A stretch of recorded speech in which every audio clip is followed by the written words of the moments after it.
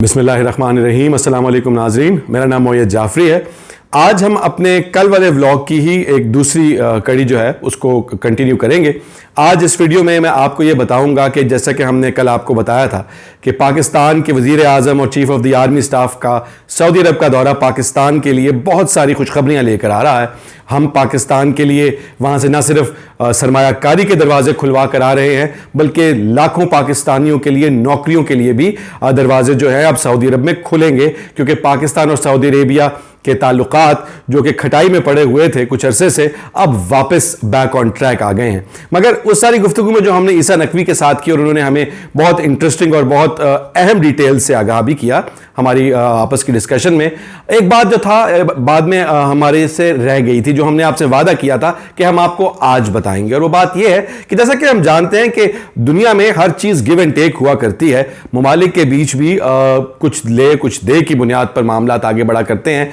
तो फिर पाकिस्तान ने जब ये इन्वेस्टमेंट और नौकरियों के हवाले से इतना कुछ हासिल किया इस दौरे में, तो फिर पाकिस्तान ने सऊदी अरेबिया को ऐसा क्या ऑफर किया जो कि उसके रिटर्न में था, इस हवाले से हम आपको बताएंगे। इसके अलावा इस वीडियो में हम आपको ये बताएंगे कि पाकिस्तान का जो एक कंसर्न था, हमने आपको पहले बताया था कि यूएई ने जो मुत्तहिदा अरब अमारात है, उन्होंने बैक चैनल पाकिस्तान और भारत के बीच जो है उसके ऊपर बहुत काम किया और पाकिस्तान भारत के बीच सीज फायर जो मुआहिदा है उसकी दोबारा से अमलदारी शुरू हुई। मगर एक दफ़ा फिर वो पटरी से हट गया जब सियालकोट वर्किंग बाउंड्री के ऊपर एक दफ़ा फिर झड़प शुरू हो गई। तो उस हवाले से भी हमने कहा था कि पाकिस्तान ने सऊदी अरेबिया की मदद जो है वो मांगी है कि ये मामलात एक दफ़ा फिर जो हैं वो मुनासिब हद तक इनको रफा दफा किया जाए, अमन की तरफ कदम आगे बढ़ाया जाए। तो हम आपको बताएंगे कि उस हवाले से क्या पेच रफ्त हुई है। तो बात शुरू करते हैं। जैसा कि हमने आपको वीडियो के शुरू में कहा है मैंने कि हर दो ममालिक के बीच या तीन ममालिक के बीच या किसी भी दो फरीक़ैन के बीच जब मामला तय हुआ करते हैं तो कुछ ले और कुछ दे की बुनियाद पर तय होते हैं। अब पाकिस्तान जो उनके सऊदी अरेबिया से अपने मतलब के लिए मतलब अपनी इकॉनमी के लिए, जो कि पाकिस्तान की इकॉनमी परेशानी का शिकार है, उसके लिए जब वो मराहत लेकर आया है तो फिर उसके बदले पाकिस्तान ने उनको क्या दिया। अब ये बात खुलकर तो कोई भी जो है किसी तरह मंजर आम पर नहीं आई। अलबत्ता अगर आप इस दौरे की मुलाकातें और इस दौरे की मुलाकातों के दरमियान कहे गए दिए गए बयानात जो है दोनों अतराफ के, उनका थोड़ा सा जायजा लें तो कदरे कुछ तस्वीर जो है वो वाज़े होती है कि पाकिस्तान क्या कर सकता है। पाकिस्तान सऊदी अरेबिया के लिए ये कर सकता है कि आप अगर हम उस जो बयानात जब जैसे ही शुरू हुए, पहले कमर जावेद बाजवा गए वहाँ पर और उनकी मुलाकातें जो हुई वहाँ के जो है आर्मी के, उनकी मिलिट्री के हेड से, उनकी जो है मुल्क के सरबराहान से, उसमें एक बात पर बार बार जोर दिया गया कि पाकिस्तान और सऊदी अरेबिया के बीच जो दिफा है, जो सिक्योरिटी मामला हैं, उसके ऊपर कोऑपरेशन जो है वो बहुत ज़्यादा बढ़ेगी। पाकिस्तान और सऊदी अरेबिया एक दूसरे के दिफा के लिए जो है उस कोऑपरेशन को मजीद बढ़ाएंगे। यहां तक कि कमर जावेद बाजवा की एक स्टेटमेंट, अगर मैं गलत नहीं तो उन्होंने यहां तक कहा कि सऊदी अरेबिया का दिफा पाकिस्तान हर हाल में करेगा। अब ये एक तरफ की बात है कि पाकिस्तान सऊदी अरेबिया का दिफा करेगा। सवाल यह कि पाकिस्तान सऊदी अरेबिया का दिफा कहां से और किसके खिलाफ करेगा। इस हवाले से अगर हम इस सवाल का जवाब ढूंढें तो सऊदी अरेबिया ने जो रियाद से इन तमाम मुलाकात के बाद प्रेस रिलीज एसपीए ने जारी की, उसका लिंक मैं आपको इस वीडियो की डिस्क्रिप्शन में भी दूंगा। उसके अंदर बाकी मामलात के साथ साथ जहां पर फ़लस्तीन के मामले पर बात हुई, जहां पर तिजारत के हवाले से बातचीत हुई, जहां पर अमन के हवाले से बातचीत हुई, वहां पर एक बहुत लंबा पैराग्राफ और एक काफ़ी डिटेल के साथ यमन की जंग के बारे में बातचीत की गई। और पाकिस्तान ने अपने बयानात में भी जो है यमन से सऊदी अरेबिया के ऊपर जो अटैक किए जाते हैं, जो हूथी हैं, जिनको कहा जाता है कि वो ईरान उनकी पुष्टपनाही कर रहा है, उनके टैक्स के हवाले से उसमें जो सऊदी अरेबिया है उसने अपने तहफ़्फ़ुज़ात और अपनी परेशानी जो है उसको खुल के बयान किया, उसके ऊपर काफ़ी जोर दिया। तो अब इससे एक मामला क्लियर होता है कि पाकिस्तान जो है, जो बात हो रही है कि पाकिस्तान सऊदी अरेबिया के साथ मिलिट्री कोऑपरेशन को मजीद बढ़ाएगा, वो इस हवाले से है क्योंकि ये एक ऐसा मामला है नाज़रीन, अगर आप इसके माजी में जाएं तो आपको पता लगेगा कि पाकिस्तान की यमन और सऊदी अरेबिया की जंग के अंदर जो पाकिस्तान का किरदार है उसके ऊपर बहुत लेदे चलती रही है, बहुत कंट्रोवर्सीज आती रही हैं। यहां तक कहा गया कि जी माजी में जो वज़ीर आज़म नवाज शरीफ थे انہوں نے چونکہ سعودی عربیہ کو یمن کی جنگ میں پاکستانی افواج کی مدد ڈائریکٹ سے انکار کیا تھا، اس وجہ سے ان کے سر پر سے سعودی عربیہ کا آشیرواد کا ہاتھ ہٹ گیا اور ایونچولی ان کی حکومت بھی گر گئی۔ یہ مختلف کانسپریسی تھیوریز ہیں۔ اس کا ایک جو ہمیں ثبوت نظر آتا ہے کہ جب انہوں نے ایسا کیا تھا، اس کے بعد ایک کانفرنس ہوئی تھی سعودی عربیہ میں تمام مسلم ممالک کی، جس میں پہلے نواز شریف کی جو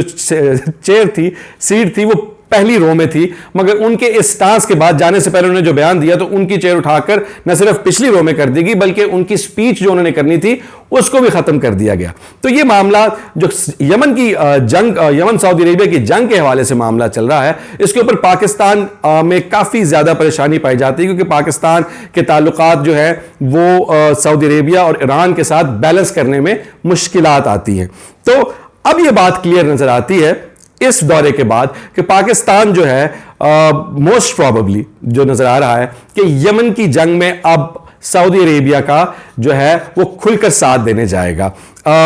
اس کے اندر پاکستان پہلے اپنا سٹانس ایک طریقے سے تو کلیئر کر چکا ہے کہ پاکستان کے جو افواج وہاں پر جائیں گی یا پاکستان اگر اس کی کوئی مدد کرے گا تو وہ محض دفاع کے لیے ہوگا۔ ایکٹیو وار زون وہاں پر اب تو کھلی جنگ ہو رہی ہے۔ ایک علاقہ ہے مارب، وہاں پر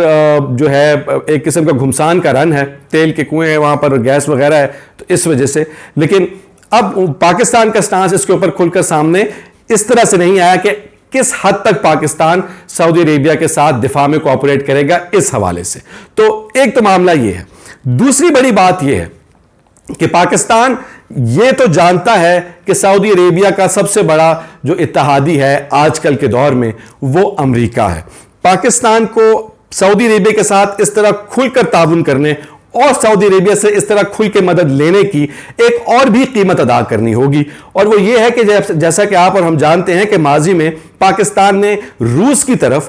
کھل کر دوستی کا ہاتھ بڑھایا۔ ان کے وزیر خارجہ پاکستان میں آئے اور پاکستان نے کہا کہ وہ ہماری ایک ترجیح ہے ان کے ساتھ تعلقات۔ اس کے علاوہ اب جب پاکستان اور چین کے ساتھ جو بھی اگر آپ ماضی میں بات کریں تو پاکستان نے سعودی عربیہ سے لیے ہوئے پیسے جو برے وقت میں ہم نے ان سے لیے تھے اپنی معیشت کو سنبھالنے کے لیے، وہ چین سے لے کر سعودی عرب کو واپس کیے تھے، اور یہ کہا تھا کہ جی اب ہم یہ جو چین، روس اور ایران والا بلاک ہے اس کی طرف زیادہ اعتماد سے دیکھیں گے۔ تو اب جب پاکستان ایک دفعہ پھر سعودی عربیہ کے ساتھ اپنے تعلقات کو استوار کرنے میں کامیاب رہا ہے اور پاکستان سعودی عربیہ سے نہ صرف معاشی بلکہ اور بھی مراعات لینے میں کامیاب ہوا ہے، تو یہ بات دیکھنا ہوگی کہ کیا اس سب کی قیمت پاکستان کے جو بڑھتے ہوئے روس کے ساتھ تعلقات تھے یا علاقائی جو ممالک کے ساتھ تعلقات تھے یا چین کے ساتھ جو تعلقات تھے ان کے اوپر کیا اثر ہوتا ہے۔ کیا یہ تعلقات سعودی عربیہ کے ساتھ جو پاکستان نے دوبارہ سے استوار کیے ہیں